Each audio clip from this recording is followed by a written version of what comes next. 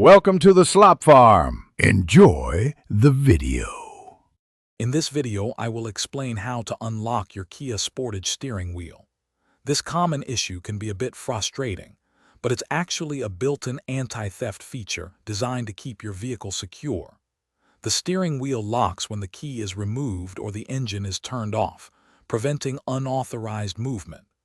Don't worry, it's a straightforward fix, and I'll guide you through the steps whether you have a traditional key or a push-button start. For Kia Sportage models with a traditional key ignition, the process is quite simple. First, ensure your key is fully inserted into the ignition. Next, apply gentle pressure to the steering wheel, wiggling it slightly from side to side. While maintaining this gentle pressure, turn the key to the on position.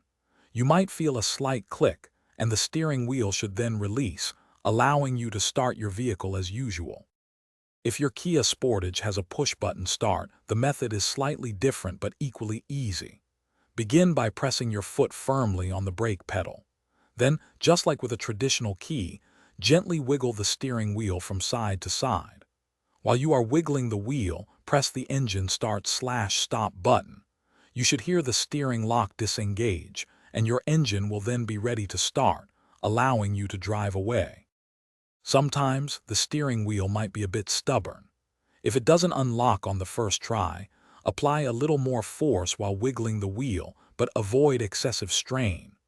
Also, ensure your vehicle's battery isn't completely dead, as this can affect the ignition system. To prevent the lock from engaging too tightly, try to keep the steering wheel straight when you turn off the engine and remove the key or press the start button.